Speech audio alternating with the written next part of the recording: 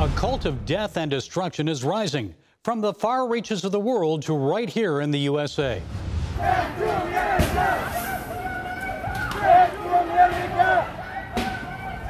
Those weren't anti-American protesters in the streets of Tehran, Iran, but in Oakland, California, on the evening of August 26th.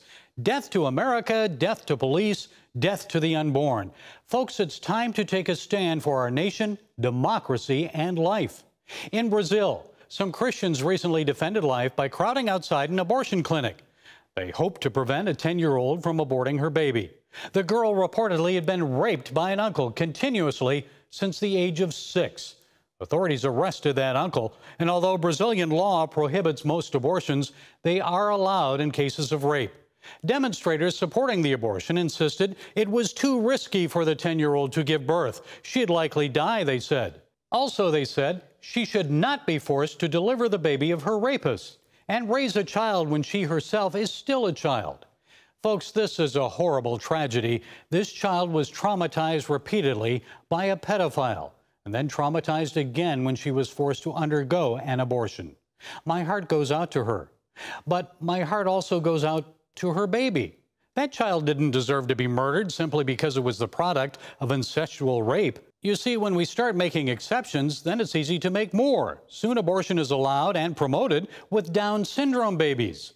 In China, it's done based on a child's sex or ethnicity. It's a slippery slope. You see, if you don't protect the unborn and value the sanctity of life, then all lives are no longer relevant. Life is cheapened. It's an attitude of no lives matter, and it permeates all of society today. Children are treated like property, enslaved and/or sexually abused.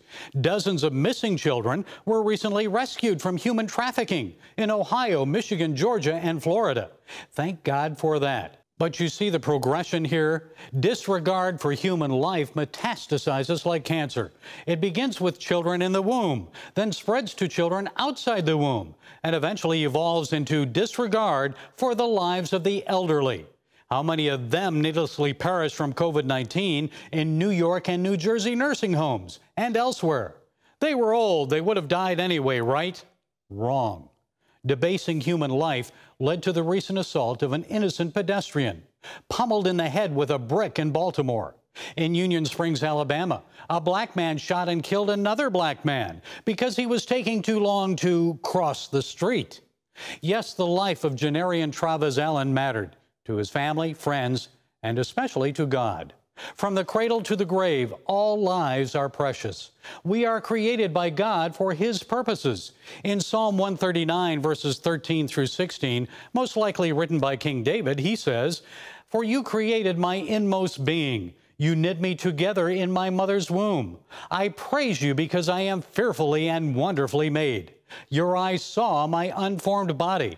All the days ordained for me were written in your book before one of them came to be." Yes, our days are numbered. Our purpose is ordained by God.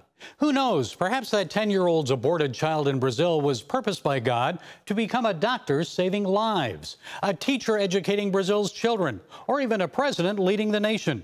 We will never know. Folks, let's not forget the 5th commandment, thou shalt not kill.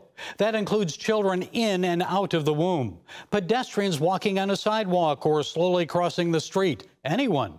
Celebrating life, honoring God, and treating all lives as sacred is the key to creating a more virtuous and just America. Well, that's it today from the Global Lane. Be sure to follow us on Facebook, iTunes, SoundCloud, YouTube, Parler, and Twitter. And until next time, be blessed.